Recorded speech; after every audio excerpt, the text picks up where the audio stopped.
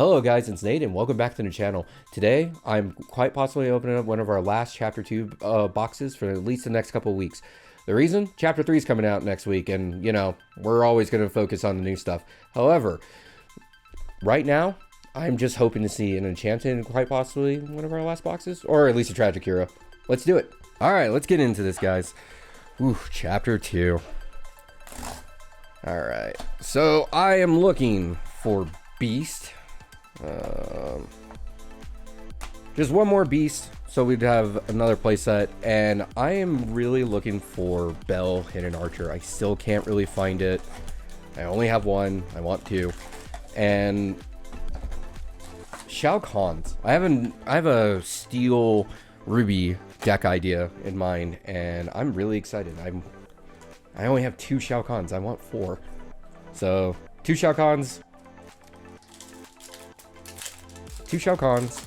at least one beast, and one bell. Let's get it. Alright. Enchantress, Popsicle, painting red, Popsicle, painting, well, weird, two painting reds in the same thing. Bucky, Yuzma, Claude DeVille, Sleepy Flute as a rare, Dinner Bell, and then a Dragon's Gem, Cold Foiling rare. Nice. It's a real shame that the Dragon's Gem is not seeing play, but recovering supporter cards or supporter cards, it's just not really worth it. Their support's not seeing any kind of play, and it's just meh. It's a real shame. Bell isn't seeing play, and it's ooh, hello Tragic Hero Beast. We're already one down. I got part of my wish list already. Let's go.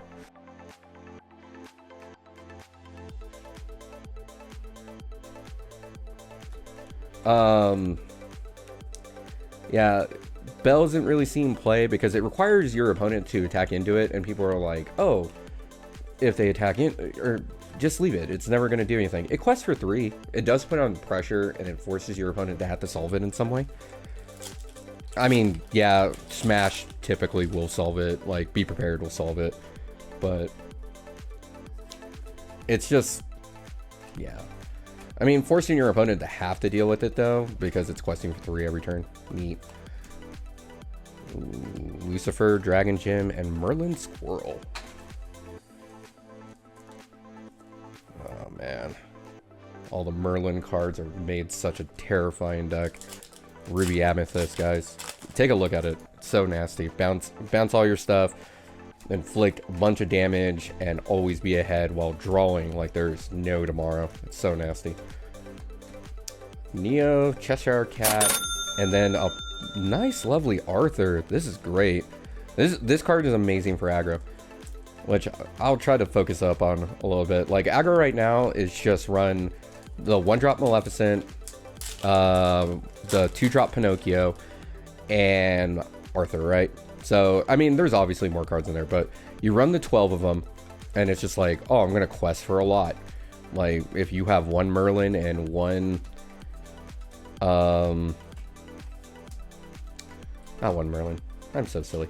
If you have one Maleficent and one Pinocchio, and then you quest with Arthur, you just bounce back your 1-drop, or you can even protect your 3, and then it's just, wow, that's 8 lore on turn 4.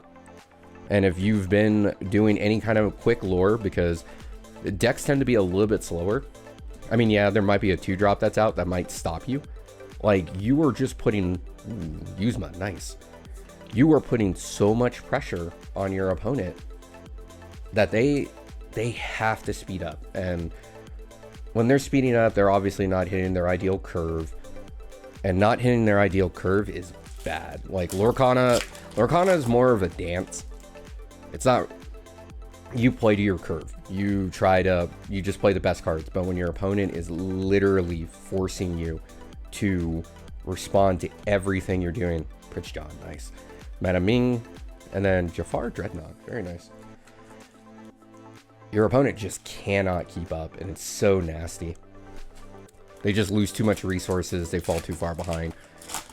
I mean, it's true that your deck is basically super weak, and it dies to literally grab your swords. There's nothing you can do about it. But if they're not playing Steel, you have a really good matchup. This Namari is really good. I got an interesting deck idea. I'll talk about that one later. Well, left side gave me one of my wish lists, which is Beast. I'll gladly take it. Thank you, left side. It also gave me an Arthur.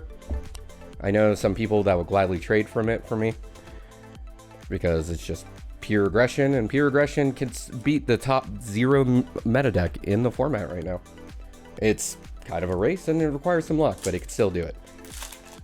And Namari, just tap to get rid of whatever you want. So, all right, let's go with the middle now, guys. Middle's always been very kind to me. How I love drawing from the middle. I typically save it for last, but Chapter 2's middle has been kind of weird for me. And Mickey Mouse, friendly face, and then Mulan.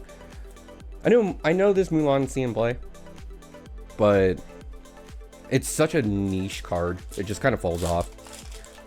And I mean, most songs you don't want to play for free whenever you can get them. Like, you obviously don't want to play A Whole New World whenever. You want to kind of control it so that you're not losing too much. And yeah, I mean, that thing just kind of half forces it.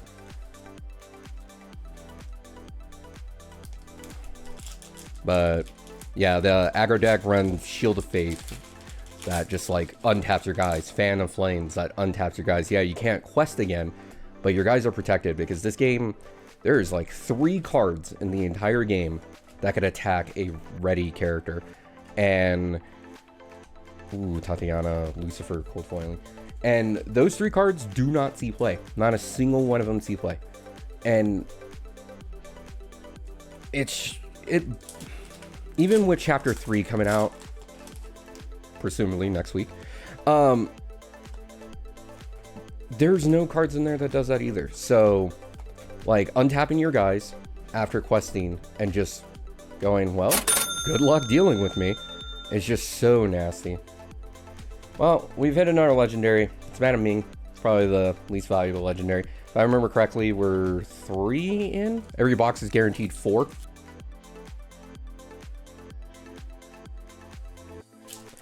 The highest I think I've seen in a box is 7.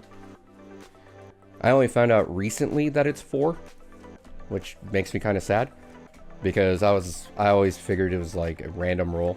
And this is one of the reasons why I really like the sleep packs more, is because you can get more based on that logic. However, you know, you're not guaranteed the 4. One day if I can find 24, I'm just going to open it up to box to box, and see what happens. Because I would love to see, or maybe I'll start keeping tallies like, oh, this is random 24, and see which ones hit better with a grand average overall. That'll actually be really fun. I need to talk to the guys and see if we can start doing that. This middle has not been that good. Like, yeah, ooh, Hypnotize Cold Foiling. That's going straight into my discard deck. Besides number 1 on the wish list, and the Hypnotize that's going to replace my cards. Like, none of these have been super useful. Chapter 2 has been really good to me, but at the same time, it's been kind of bad to me. I take that back. My first 2 boxes were enchanted. I don't know why I'm complaining. I want more, that's why. Merlin Rabbit's cool. Peter Pan Shadow. Ooh. A Silver Namari. Nice. Or the super rare. I really do have a deck idea for the Namaris. It's gonna be like a Ruby Steel deck. That's gonna be the only one. Like, Ruby Steel is the only one that can attack ready characters, guys, and that's what I want to run. I want to prevent this blue Steel deck. It's like one of the few decks that could handle the tier 0 deck, and it's just so frustrating to play against because they never really quest unless they have, like, no repercussions can happen to them. And yeah, it's just one of those really nasty things. All right, guys, we're gonna move on to the right side. Middle kind of disappointed me. It gave me a few cards for deck ideas that I wanted, and yeah, well, no, middle didn't give me my wish list. That was left side. Left side being good side, I guess. All right, we're short 1 legendary of the guaranteed. Let's see if we could beat that average. Let's see what legendary it is. Come on, Bell. Come on, come on. Ugh, nothing. That beast, guys, if you pull a beast, don't trade it, don't sell it. It's going to be in every steel deck from here until they ban it. Like, there is a clear difference in power of your deck if your steel deck does not have the beast. It is insane how much your deck suffers without it. Oh, Alice, our 4th.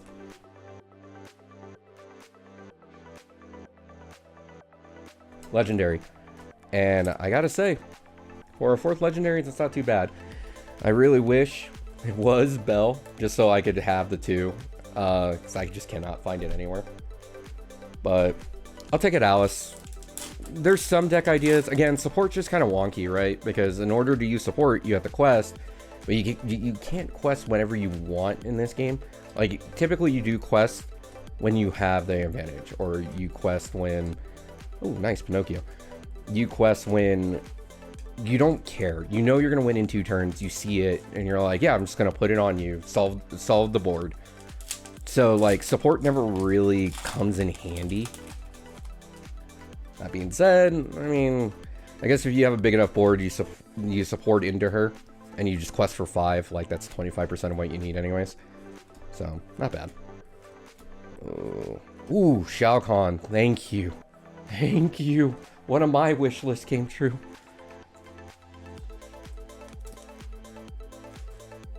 Two of my wish lists. Yes. All I need is another one. Can I do it in 4 packs? Probably not. But, very nice. If you're wondering why I didn't put up the other legendaries, guys, that's because Madam Mean Dragon is not very good. She doesn't see play. She's just kind of mediocre at best. And this card's really good, guys. Queen of Hearts. She's just like meh. Ooh, Cinderella. Very nice. And the other legendary was so inconsequential that I don't remember it. In fact, I might have only pulled 3 because that is how bad it was that I chose to forget it.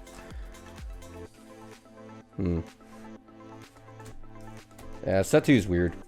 There's its primary power besides that beast is definitely in its rares and like its uncommons. I mean, you look at Bucky and Jafar Dreadnought, and both of them are like defining a meta deck, which is the Steel Emerald discard. And yeah, it's just, a lot of the rares didn't really step it up, I guess. That's all chapter 1 though. But Storm Range On's really good. Ooh, Cinderella, Basil, and then a Dopey. Alright guys, we're down to our last pack. I'm not gonna lie, this box has been fairly underwhelming. Gave me 2 of the wish list, sure, but it's very mediocre. I know that if you watch these videos, I'm probably on the higher end of like random luck nonsense.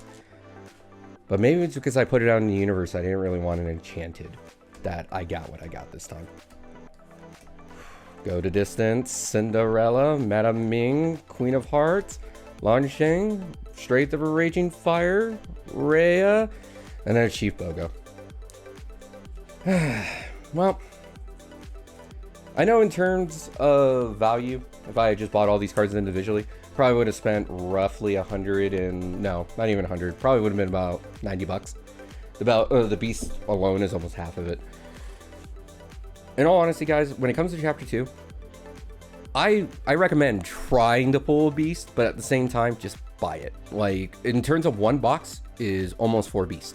So why not just buy the 4 beasts? But if you want other things and you want to hit the enchanted, yeah, you do it that way.